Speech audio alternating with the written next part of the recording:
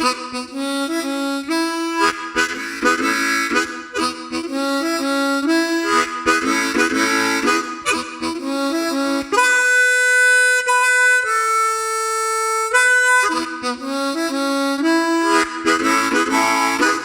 back to the Show the Music podcast. My name is Kyle. This is episode 4. We have an artist spotlight this evening. And to discuss that artist, we have CJ. How are you, sir? Good. How about yourself? I hate technology. I think we both do. Oh, I peaked a little. Ooh. That's okay. That's okay. I'm going to come out. I'm going to bring it down a little bit. But I'm sure I did when I screamed. So. I agree, because today was like one of those crazy days. Yeah. It was Murphy's I spent the Law. day fighting with technology myself, and I'm done. Yeah. So. It was Murphy's Law all over the place. Yeah. But so we have a musician this week. We're not talking about gear. We're not nerding out on stuff. Yep. You're going to talk get about to some music this evening. Hiromi more than me, because that's who we're talking about. Yes. But before we get there, you know what I'm going to ask. What audiobook are you listening to this week? Actually, so I just finished book 13. I'm on book 14. I have 3 more books to go in this series. But I did listen to Hiromi.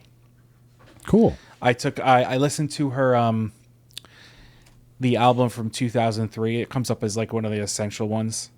Mm-hmm. So I listened to that, and then that's Another Mind, I think. Yes, Another Mind, and then I listened to a couple others. What I wanted to get into was the ones that she did a soundtrack one. Yes. Which I thought I didn't get to listen to that, and I Blue started Ocean. Yep. I'm sorry. Blue Ocean, I believe. Blue Ocean, yes, and then the one that she had come out in 2023. No, Blue Giant. Sorry, Blue Giant. Whatever. Blue Ocean, Blue Giant Ocean. It's a movie, and that's the translated title, I'm sure. Yeah. Then there was one that came out in 2023, which is done with a group called Sound Something, or her group, her jazz Sonic group. Wonderland. Yeah, Sonic Wonderland. Thank you. So I started listening to that. Cool. So I did listen to some music. I listened to Hiromi. Nice. The weather's getting nicer, so I think what I'm going to do is do like the audiobook in the morning drive and listen to music on my way out if it's nice out. Cool. Because it's like drop the windows a little bit, put a little music on. Yeah. Weird. Nice. What about you? Very good. So on Sunday evening, we did a guitar stream where we kind of featured guitarists. Right. And one of those artists was Walter Trout, who I haven't listened to in so long. This is the Sunday, not this past Sunday, Sunday before that. Yes. Right. Yes. Okay. Yes. I just want to make sure it was on the right path. Yep. So I'm going to play a quick little tune by Walter Trout. This is called Long Tall Sally. I'm gonna tell Aunt Mary about Uncle John. He claims they got a busy, but they got a lot of fun over. Whoa, yeah, now, baby. Ooh, baby. Some fun tonight. So Uncle John with long coat salad. They know Mary coming and they come back in the alley, baby. Whoa, yeah, now, baby. Ooh, baby. Have me some fun tonight. Help me, people. We're gonna have some fun tonight. Have some fun tonight. Everything's alright. Have some fun tonight. Have some fun tonight.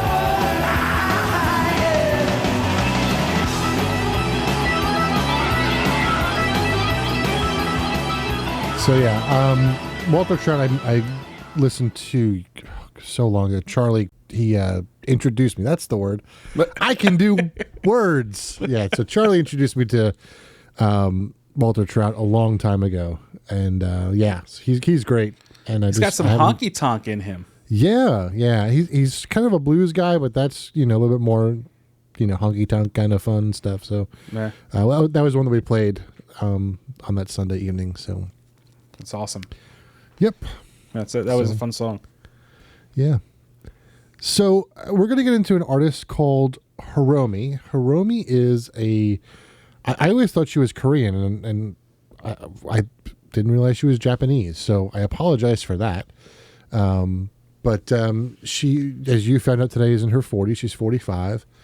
And she's really interesting because she plays mostly like fusion jazz, but she's got some progressive rock in there and some, classical in there, some new jazz, like lots of weird genres. And that's kind of one of the things that I like about her is she just kind of spans so many genres. Like you'll hear tonight that she plays everything from like straight up jazz, like standards, from like Oscar Peterson and Gershwin, and her original compositions are more in the fusion kind of almost techno jazz. I guess that's the new jazz kind of thing.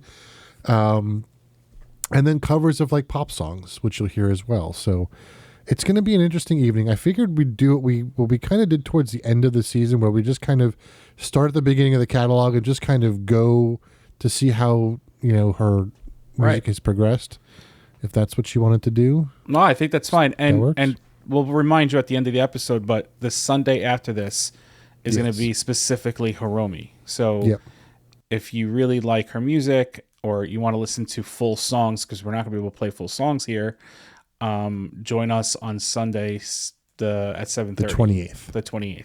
But we'll remind April you, but I just wanted to put that out there because, I think that'll be cool to be able to like kind of give a little bit. Yeah. So she started playing the piano at the age of 6, and she started learning jazz at 8. And then when she was 17, she happened to meet a gentleman by the name of Chick Corea. And Chick has been huge in the fusion jazz. He's been around for ages. He passed away recently from cancer, but he played with Stanley Clarke and Al Di Meola and all these great groups. Return to Forever is a Chick Corea project. So there is an album that she did specifically with him, which we'll play a little bit of later on. But in 2003, she started with her very first album, which is called Another Mind, which I think was one of the ones that you started listening to, right? Yes, that's the one I started listening to.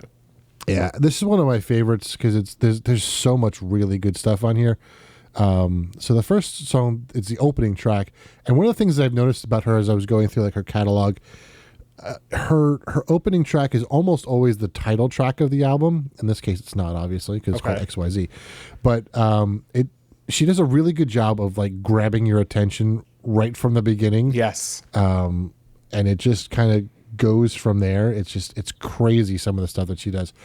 And this song is no different. This is called XYZ. 1, 2, 3.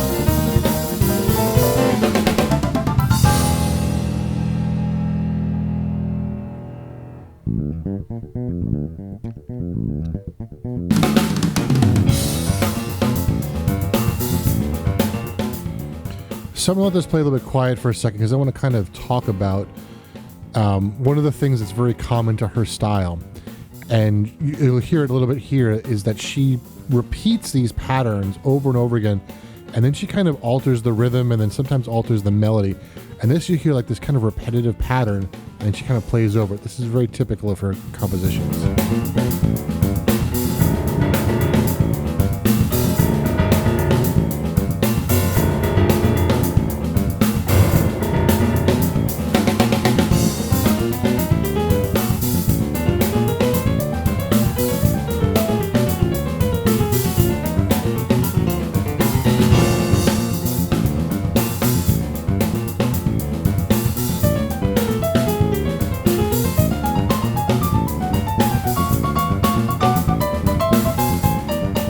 that's XYZ, and I mean it's quite a way to start out an album where you just kind of they just count you in and it's just like they hit you in the face with this, crazy stuff. Right. Now, so she was 24 ahead. when this album came out. This was her first album.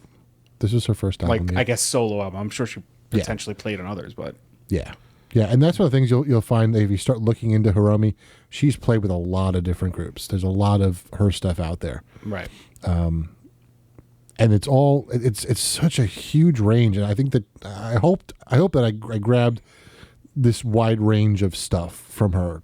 The next track on the album is called Double Personality, which I always liked the beginning of it, so I just kind of threw it in there. So this is called Double Personality.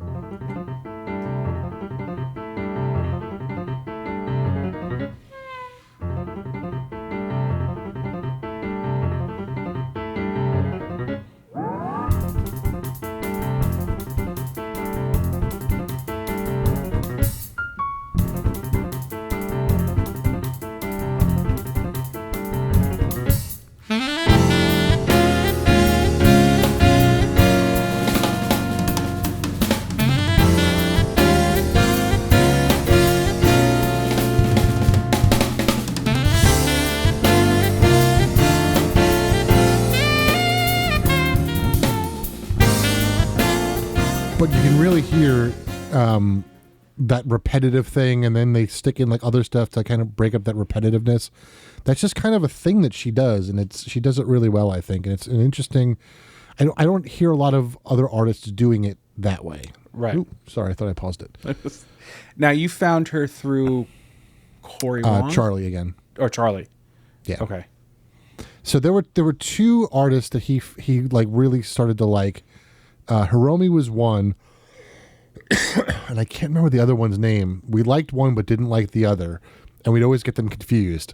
And now that I've seen her with Stanley Clarke, and I know that Hiromi is the one that we liked. So now, have you been listening to her since? Probably 2007 or 8. Oh, okay. So you have been listening to her since then. In fact, let me see if I can. Where's the album? I can tell you exactly when I found her. Actually, it's later than that. Where's the album? But it's not. She's not a recent find for you. She's someone that you've listened to for 2010. a while. Okay, so good 14 years or whatever. Yeah. So her next album is it's interesting. I'm going to start with a kind of a very different song. This is called If.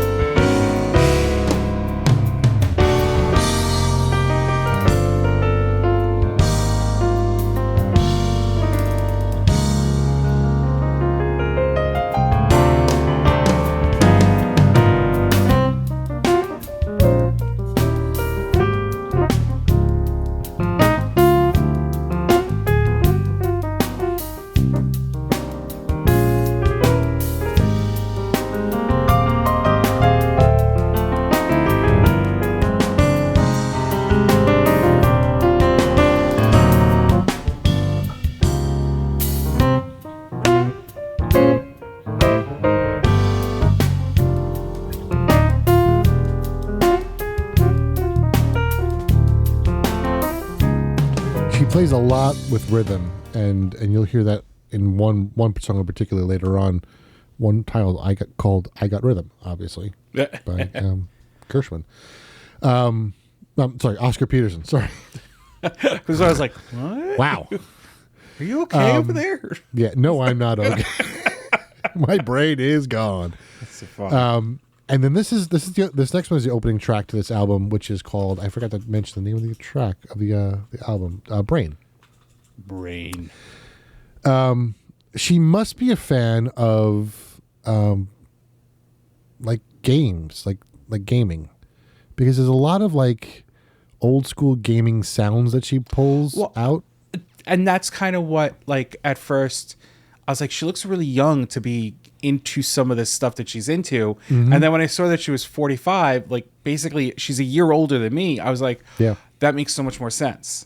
Mm-hmm. Because when you look at her, you don't think she's a 45-year-old woman. I mean, even I was Right. looking at pictures. She's married to a fashion designer. And and he's 51. And when you look at pictures of him, he doesn't look 51. Mm-hmm. So that's what threw me off. But she's our generation, so it makes sense that Right. she's kind of into that. Yep. Yeah. So this is called Kung Fu World Champion.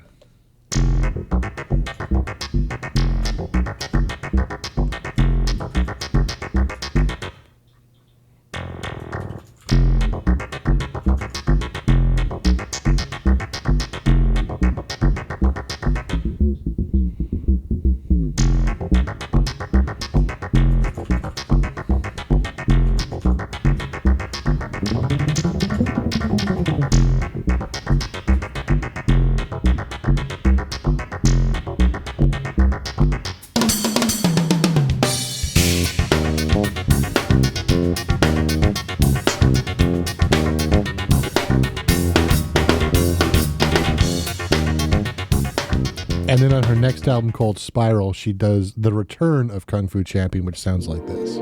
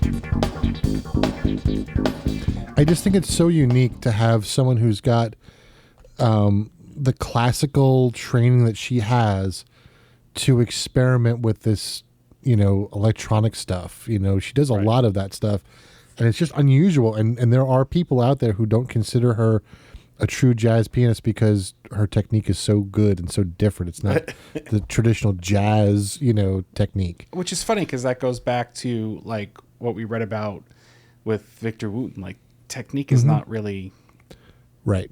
Like it is what it is. If you Yeah, make it work, exactly. make it work. I don't. But what's interesting, I don't hear you. and I I've- lost you. Sorry, I must have hit the button. Sorry. No, it's okay. So you were saying what I was. I was saying the other thing that I think is interesting is that there are so many classical musicians who have a hard time making the transition to the jazz stuff, because they are trained in a way where, I work with a lot of, being a church musician, I work with a lot of, like organists and like, symphony players, like trying to get them to do something that is not on the page is just so hard sometimes. We talked about this in season 1. There was an episode because we talked about a violinist and being a fiddler versus a violinist and the ability to go back and do different things. So I agree with you. I think there's something to that.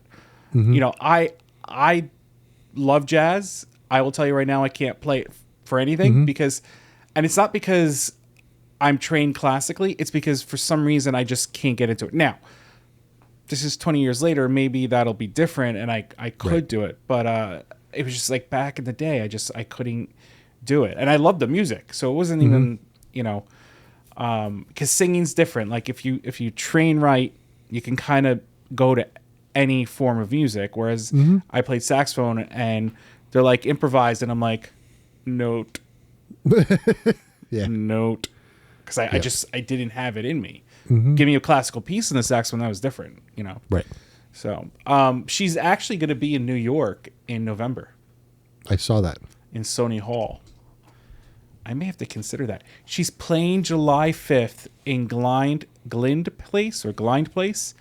Shaka Khan with Mahalia, Black Pumas, Josh Stone, and Jordan Reiki and more. Really? That looks amazing. That's an interesting show right there. Right there. Let's see where this is in Great Britain. Well, definitely not making it over to Great Britain. Yeah, Shaka Khan is the headliner. Mahalia, Black Pumas, Josh Stone, Jordan Reiki, Kool and the Gang, Sergio Mendes, The War and Treaty, James Brandon Lewis, Olivia Dean, Dionne Warwick. Wow. There's a Kingfish Ingram, Joel Culpepper. Kingfish is good too. There's a lot of good. There's a lot of great people on this. Yep. That's crazy. That's an interesting group of musicians right there. Trombone Shorty. Uh-huh. John Regan. You know what? Speaking, I'm going to throw this out just because my sister threw this out to me the other day. Yeah. Let me see if I can find this real fast. It was just a crazy group of musicians. Chicago. Okay. Featuring Chris Daughtry. Wow. Robin Thicke. Steve Vai. Voice Play. Robert Randolph. Judith Hill, who I don't know, and Kingfish Ingram. What was this from? It's like it's Chicago and Friends in concert in theaters April 18th and 21st. Oh, so it's a video, so maybe it'll go to streaming. Yep. Check it out. Yep. That sounds amazing. Like I know everyone but Judith Hill. I don't know Judith Hill at all, but like that's quite a list of. I know. But it's good that they're doing that though. Yes. Because it's such a mixed group of musicians, like you said, coming together. That's awesome. So, she has also written and played, obviously, many classical pieces. This is one that she wrote. This is called, Spotify's cutting off the title from me. It's music for 3-piece orchestra. What's the actual name of this movement? Deja Vu. So this is music for 3-piece orchestra. The title is called Deja Vu.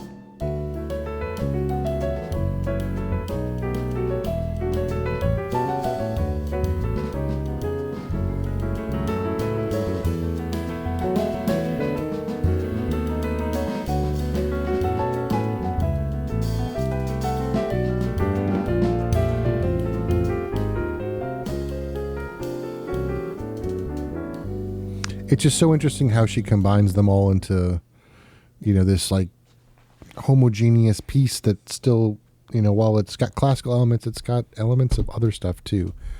I don't know. I like her a lot. Well, she didn't limit her playing to one form of music. Mm-hmm. She was like, well, if I can do this, I can do that. And if I can do that, I can do that. And if I can do that, I can do that. And, to bring that all together and create these pieces, or even just take songs that we all know. And it's kind of like with rockapella, when they do their acapella stuff, they take songs, older songs typically, and they modify them to be acapella and they put their spin on it. And that's what they said. They said, that's the type of group that we are. And then that's kind of like what everybody else followed suit, where she's a little bit more, I think, versatile. Yeah. Yeah, Do you find her, and I don't think you do, but I've had a lot of people say that she's hard to listen to because she's kind of out there. There's a lot of random stuff going on, and no, because I like the obscure too. Right. That's why I was saying I think you're okay with it, but yeah, no, I like the obscure. I like the obscure because if you could make a piece of, I should say, compose a piece of music or perform a piece of music that has the simplest of tones or whatever you want to call them, even whether they're eerie or not, I'm impressed by that, because if you're drawn to that, that's very cool. I mean, think about minimalistic music. A lot of people can't listen to that stuff. Mm-hmm. I mean, we know of the professor that we had, Dave Holtzman, and I got into it because we turned pages for him. You turned pages for him once. I did too, and I got to listen to him. And you look beyond the talent to be able to play that music. Just the concept of putting something together and be like, this sounds good. Let's make this happen. You know, so I'm totally cool with the obscure. I listen to the death metal that's out there where it sounds like they're screaming when they're not really screaming. Yeah. And a lot of them are women singers. Yes. Yeah, you don't realize that this voice is a female voice, which impresses me even more. You know? So Yep. I like the fact that she's obscure. Yeah, yeah. I agree. So the next album that she had come out is called Time. And I would say that the whole album, Time Control, the whole album is kind of a study in rhythm and time and how she manipulates it throughout the entire album. So I grabbed my favorite track off this. This is called Time Control or Controlled by Time.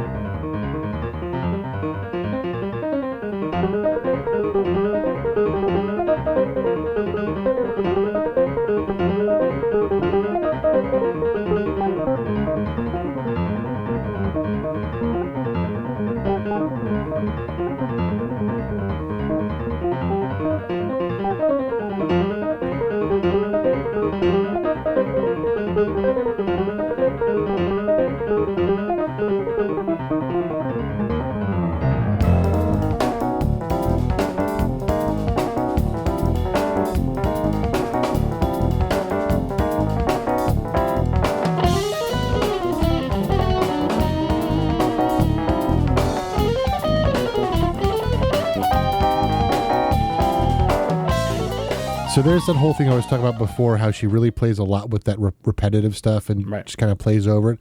Another thing that she really likes to do is play two instruments at the same time. So she's playing in the beginning, she's playing piano on one hand and keyboard on the other hand. And that's like the dexterity that she's got in both hands is incredible. Like her independence and she's very clean with her playing. Very, very clean. Which makes it even more amazing because of the fact that she can be obscure. You hear everything. Yes. Like it doesn't it's like she's mindful of everything she's doing, which is brilliant. Her band is fantastic. Yes. They play so well with her. Yep. Like yep. I don't want to use the cliche, but they don't skip a beat. So then she did an album with Chick Corea. So again, Chick Corea is the keyboard player from Return to Forever. He's done a whole bunch of stuff. He's played with Bella Fleck. He was a staple in New York for such a long time, and just an amazing human being. But this is the end track of that album. This was live at the Blue Note. This is called Concerto de Aranjuez. I don't know. But then it goes into Spain towards the end, which is a very popular Chick Corea tune called Spain. But we'll play just a little bit of this just to hear the two of them playing piano at the same time.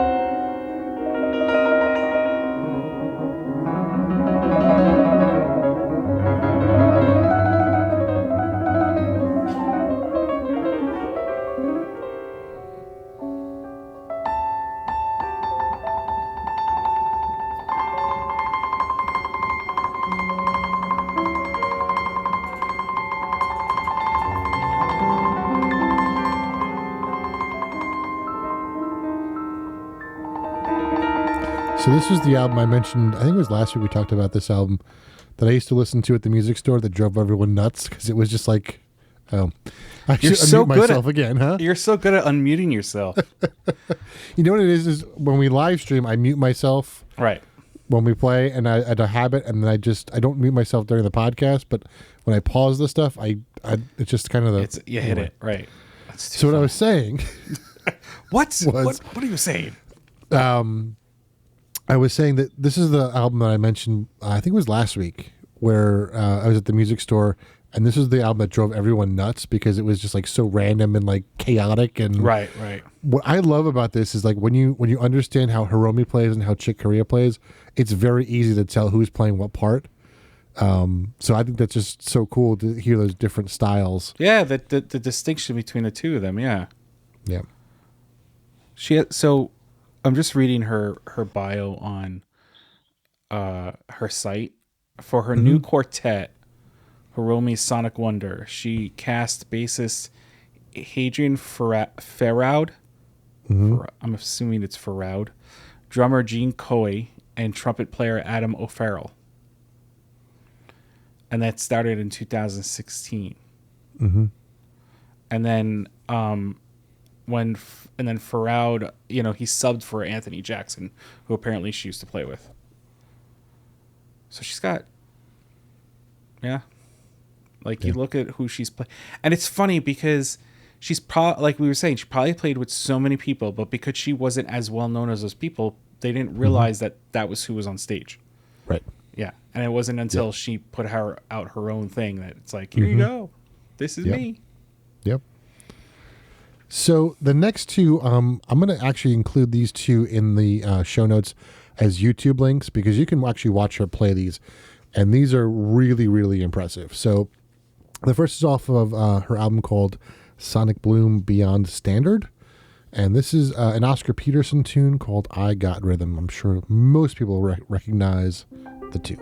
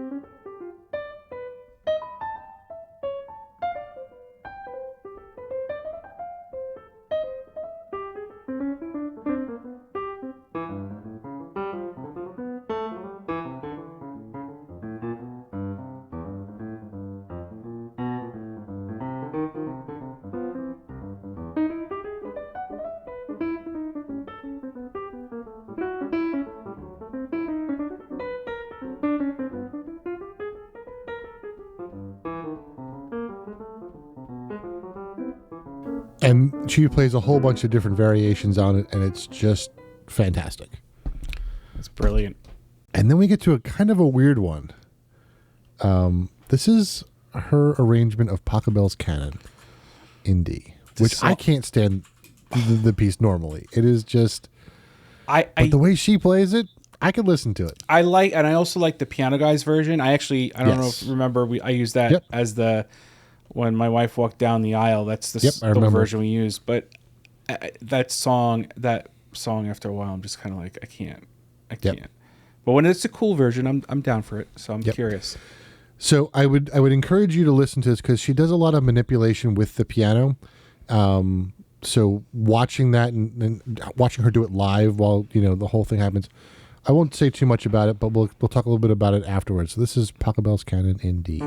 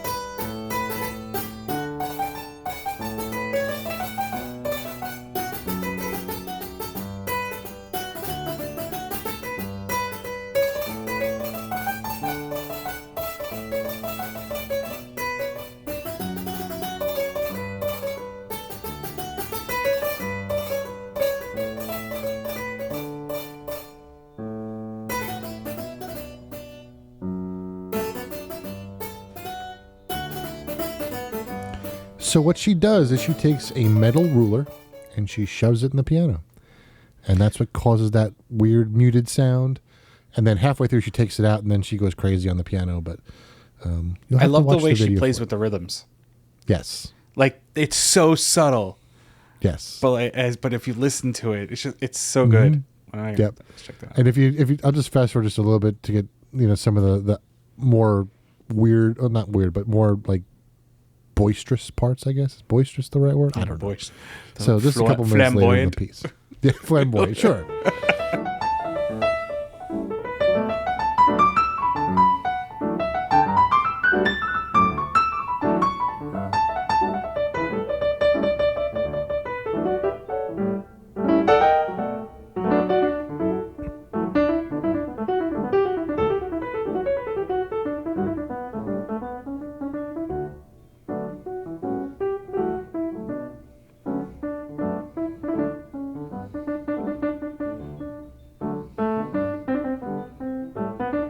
She's got such a great feel. Like, she does. Just so good. She does. Yeah, definitely. So then we come to 2009, and this, as far as I know, this is the first time she played with Stanley Clarke. So Stanley Clarke is a fantastic bass player, one of Victor Wooten's heroes, one of the reasons Victor Wooten plays the bass.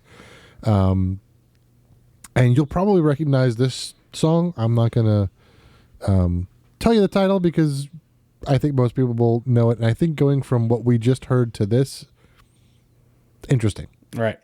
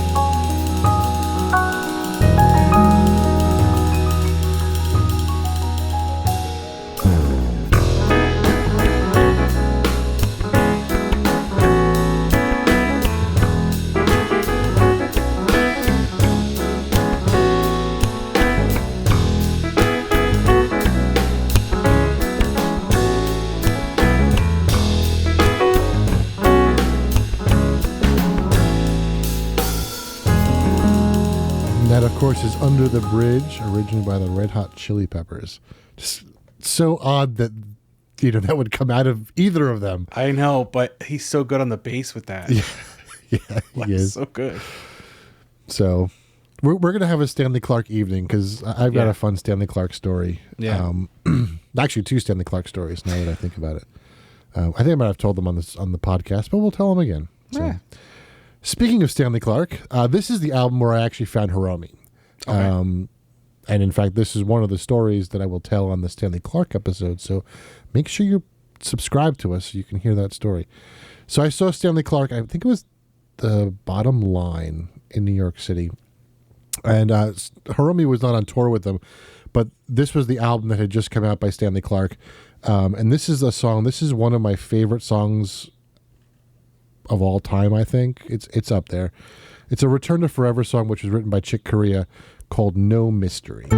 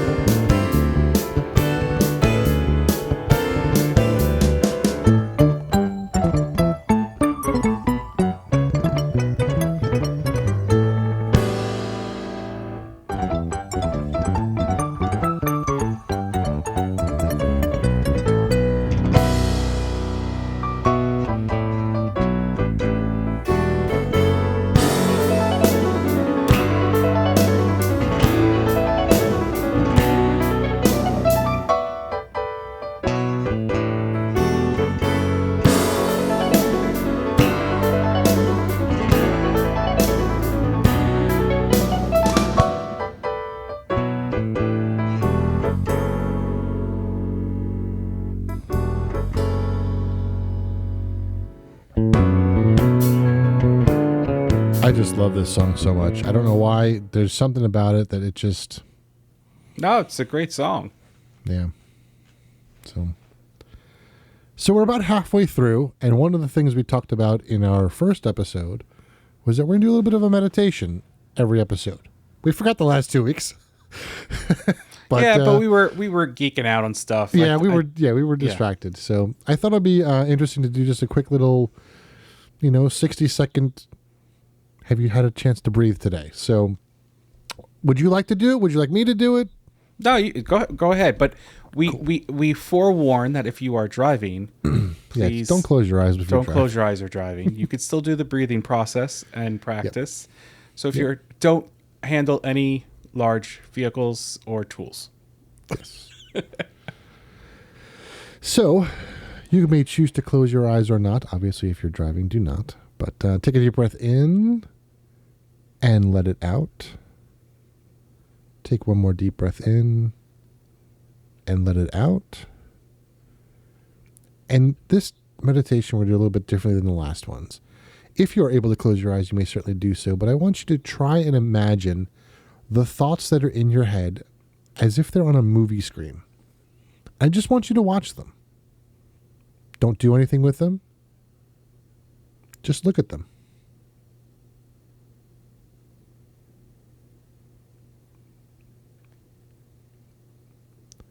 Now what I'd like you to do is to start categorizing those thoughts. If it's a to-do thing, just say it's a to-do thing. If it's something that you have to do later, if it's something that you're hungry, mark it as something that you want to eat. So just start categorizing them and see if that categorizing makes them go away.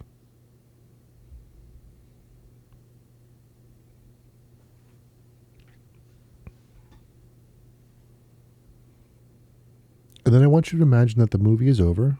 Let that screen fade to black. Take a deep breath in and out. And that's our meditation for this episode.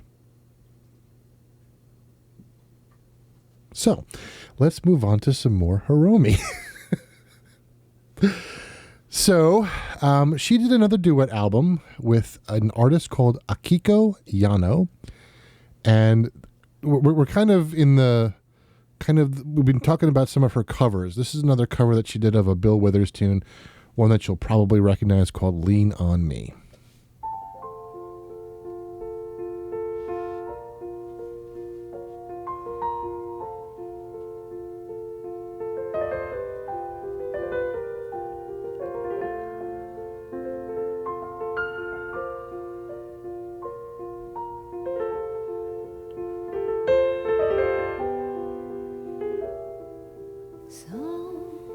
Sometimes in our lives, we all have pain, we all have sorrow.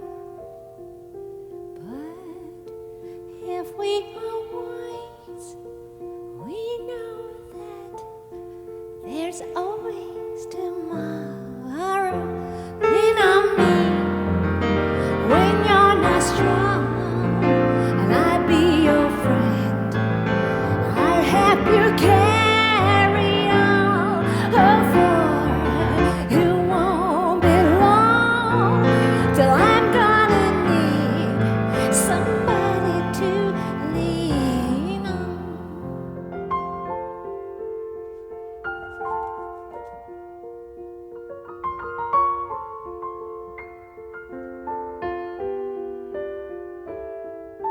Please swallow your pride. If I have things you need to borrow, for no one can fill those of your need that you won't let show. Lean on me when you're not strong, and I'll be your friend. She really accompanies her very, very well. Help you She carry does. Like she You know. they're really good, and she's got a nice voice. That's Akiko Yano, I believe. No, I know that's what I'm saying. Like Yeah. she's got a nice It's voice. a unique voice, too. It's not, Yes. Well, it sounds like, it's almost like when we sing a foreign language, and we have to Yes. phonetically spell it. Like it sounds like Yep. she's singing English, which potentially is not her first language. Yep. I'd love to listen to her other stuff. I wonder how she sounds singing Japanese. Yeah. I'm sure it's probably gorgeous. Yep. Yeah. And from that, we go on to a piece by Beethoven. Who's that? He is a composer that lived in the late 1700s. Thank you, PBS, for educating me. Yes.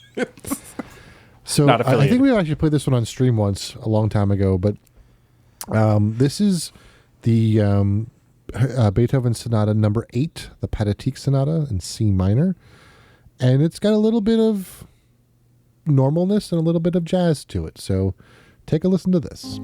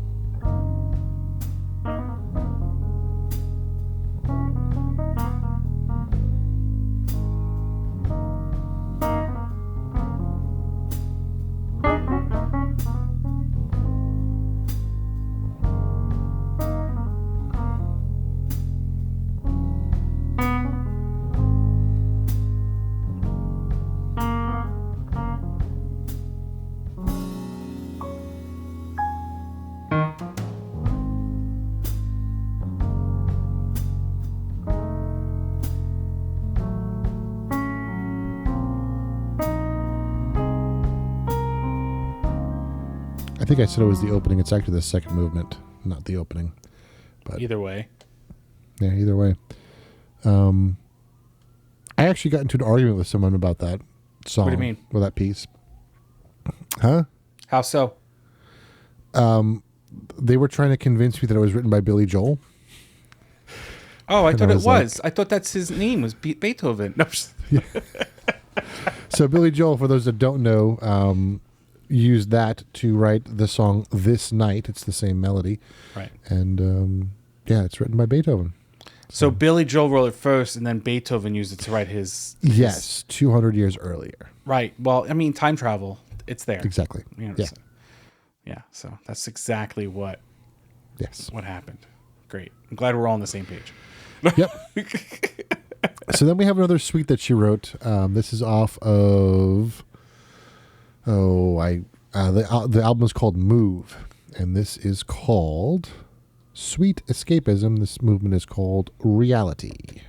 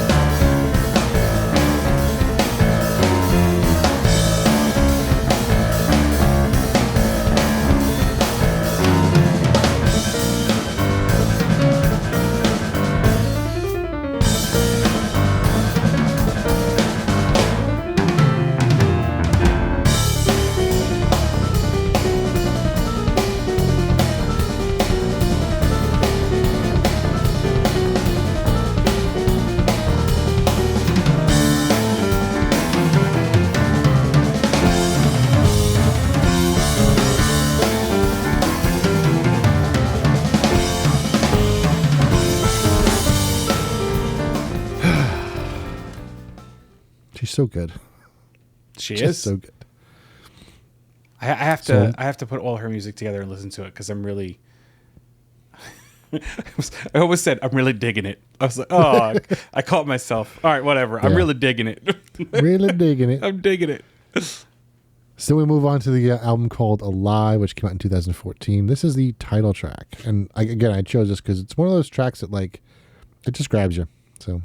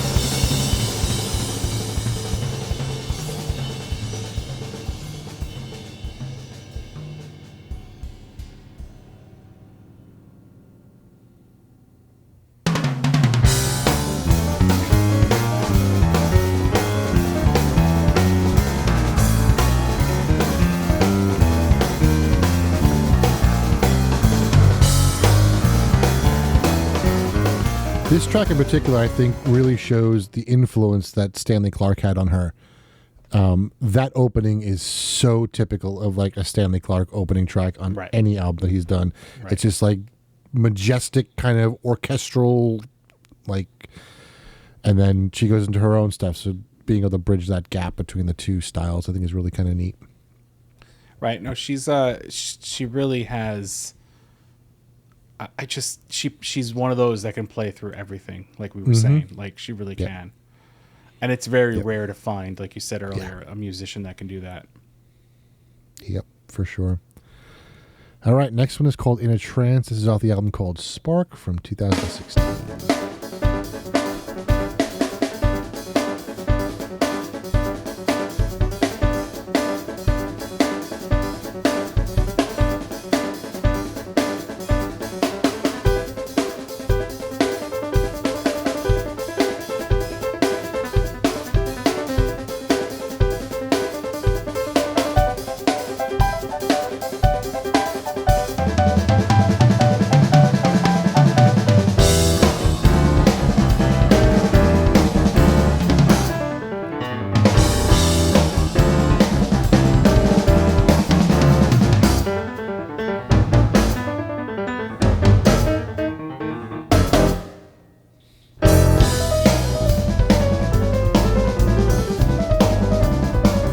So now that we've gone through, 13 years of music of hers, I mean, like that style of the repetitive stuff is one of the consistent things that happens throughout, because a lot of times we can hear like them, like, I don't know, mature over the time or how they've grown.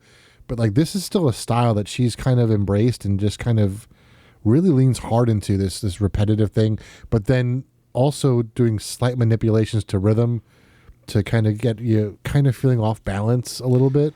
Right. She but she shows her ability. Like, I think she's matured, but it's like, I don't need to stop doing what I'm doing. Right. I think that's really what it is. And yep, it kind of goes, it's like, in the book when oh my goodness, Michael tells Victor to kind of put his focus on a particular person to draw them in. And it's almost like she's doing that. Mm-hmm. Like you hear the rest of the band and you can hear that they're playing with her, but no matter what, you're drawn to her playing, even if she's not the main part at that moment. Right. Yep. Like the way she focuses her sound, the way she focuses her playing is so brilliant. And those, like you said, those subtle hints of the rhythm, like I think it was I've Got Rhythm, was it that one?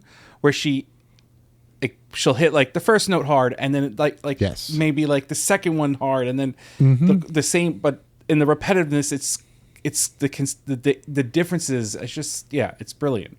Yep. Very talented. Yes. Like and can only get better. Right. You know, which is scary. Yeah, I know. Do we have any Star Wars fans out there? What's Star Wars?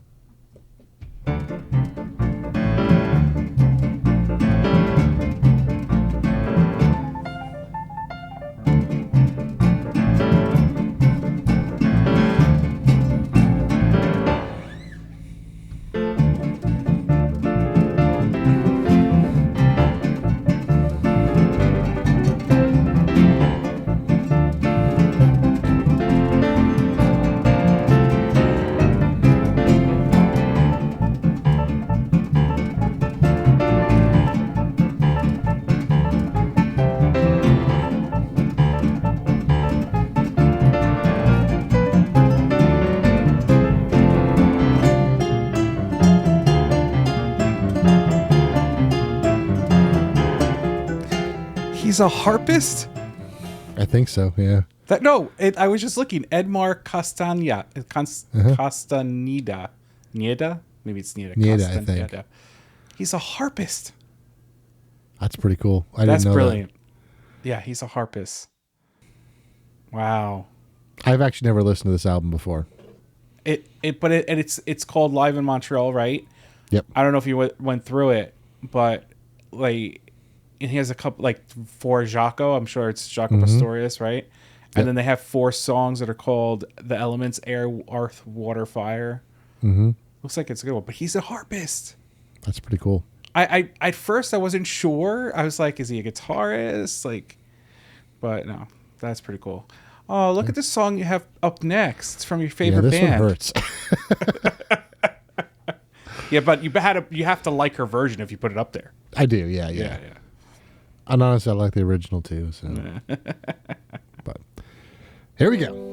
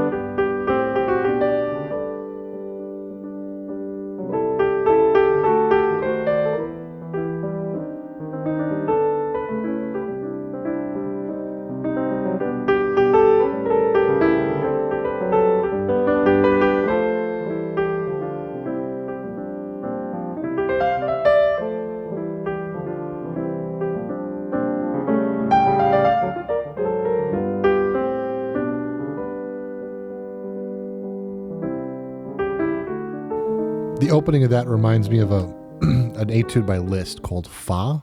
And it's written in the key of F, and it's like the entire piece is just F, F, F, F, F, but he plays around all these like crazy like things, and like that's got that repetitive note at the beginning, which is again back to what we were talking about, which has got this one repetitive part, and then she kind of plays around with it, and and just what's brilliant is the way she can echo her parts. Yes, like her dexterity and her separation of hands is phenomenal. Yes, it really is. Like it's almost like she's got like complete control, separate control over both of them. And that's just brilliant. Yep. So as we're winding down, this one came out in 2021. This is called The Silver Lining Suite. This was written during COVID and recorded during COVID. So this first track is the opening movement to this Silver Lining Suite and the track is called Isolation.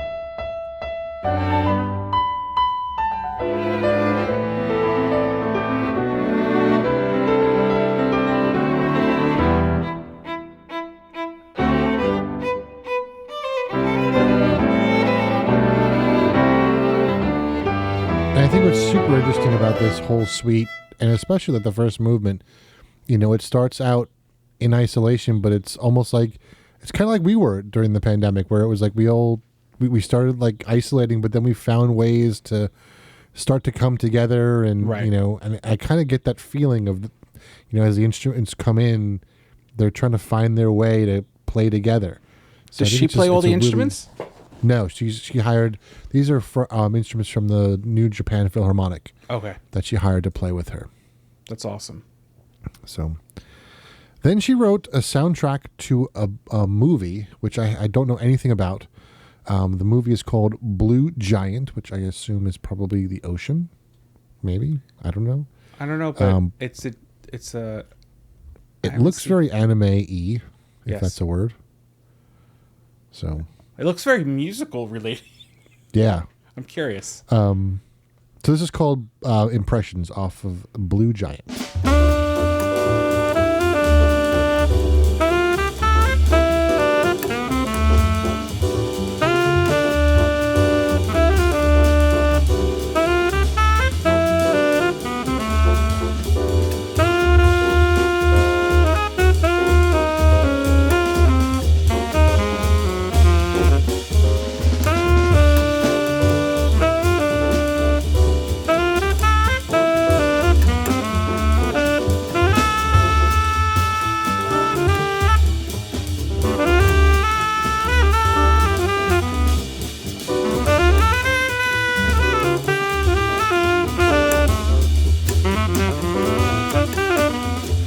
What's really, I think, unique about this album in particular is when you listen to her stuff, most of her tracks are 6 to 12 minutes. Everything here is like 2 minutes. Yeah. Very short, which is just not like her typical album. So it's interesting to see her try to fit everything into just such a short amount of time. And I'm sure it has to do with fitting it into the actual spot of the movie and that sort of stuff. The movie is based upon the premise is, I'm going to pronounce these names wrong, but Dai Miyamoto, a student from Sendai, receives a saxophone as a gift from his brother Masayuki. He starts practicing immediately. Interesting. So now I'm curious about this because, like you said, when you look at all these songs, most of them are about 2 minutes. You got a few that are a little bit longer, except for one of the last songs, which is like almost 8 minutes long. Right. That's pretty interesting. You know what's funny, though? A movie like this would not do well in the States. No. If it was done by American animators, because most people don't have the ability to sit. I would sit and watch this. Mm-hmm. Yeah. Anyway, that's my 2 cents. Yep. And I think this is another, it shows another influence of Stanley Clark, because Stanley Clark has done a lot of movie soundtracks. Right. And then this is another really interesting one. We mentioned how she kind of plays in this electronic music type area. This one is very much, as far as I'm concerned, video game related. It's called Bonus Stage.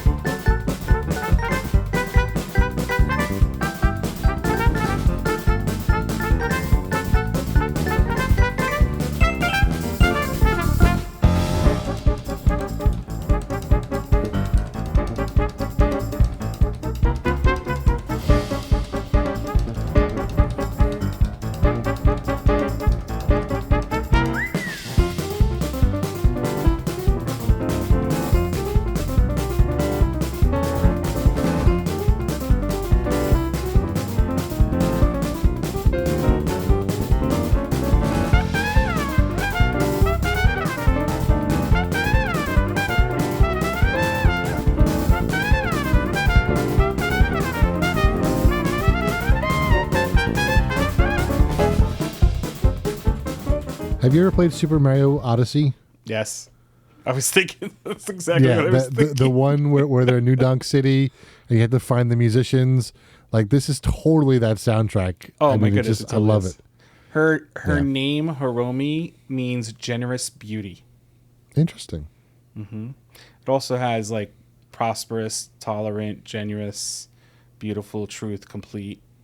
Totally fits her. Yeah. Her name is, it's like a perfect match for her. Yep. So I've got one more quick track for you.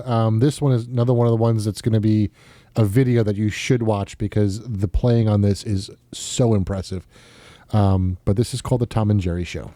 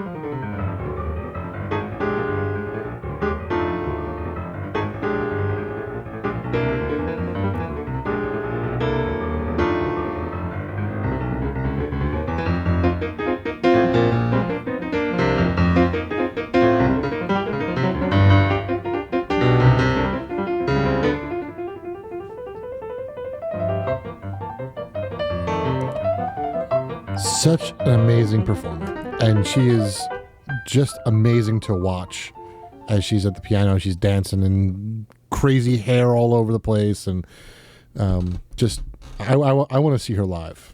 I think I'm tempted to look into tickets for November because it's in Sony Hall, so it's better than standing room only. Yeah, that's for sure. So that is Hiromi's music catalog we took you through, and it's, what is that, 20 years of music. 20 years of music, which join us Sunday, April 28th at 7:30. That's Eastern Standard Time. Live on Twitch. We will be playing Hiromi's music. We'll probably play most of these songs in full versions. Maybe we may move it around a little bit, add some different ones, but in most cases you'll get to hear the full song versus clips of them. Yep. And in the show notes will be, I'm trying to get better about this. So one of the things that I've neglected is artist website, Spotify link, Apple Music link, Qobuz link. Those will all be in the description as well. And the links to the I Got Rhythm, her version of Pachelbel's Canon, the Tom and Jerry Show, which you just heard. And then there's also, she did a Tiny Desk concert 8 months ago. That will be I saw in the that. show notes as well. Yeah. So, and on their websites, you'll get all their social media. So if you want to follow them and stuff, please do, because that'll just help you grow with them as well. Yep. That being said, our social media is down there. Click that Linktree link in those show notes and follow us on our social media. Follow us on YouTube. Follow us on Twitter. Just we want you to join the conversation. Yes. Tell us what you think about Hiromi. Do you have somebody else that reminds you of her, or another artist, or just share those things with us? That's what we want to know about. Everything is in the closing, so whoever's voice, I think it's gonna be Kyle's, because I don't think I've recorded it yet. No, you haven't recorded it. So, if you haven't sent it to me. So, well, because I have to write it down because you changed right what it was. Well, So it doesn't have to be exactly what I do. no, I know, but I'm just saying. So just that's it. But remember, Sunday, April 28th. 7:30. April 28th. We'll see you then. Yeah. Thanks so much for listening. We'll have another artist spotlight next week. It'll be Jacob Collier, likely a two-part episode. So, yeah, there's a lot to talk about with him. He doesn't have as many albums as Hiromi does, but there's a lot of philosophy that goes along. I found a video today that we're going to talk about a little bit next week. So it's going to be fun. Awesome. Have a good week, everyone. We'll see you next week. Next week. Thanks for listening to the Turn on the Music podcast.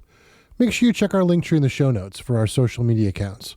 If you like what you heard, please share it with a friend. And we'd love it if you could give us a 5-star rating on your platform of choice. We'll see you next week. And remember, always share the music.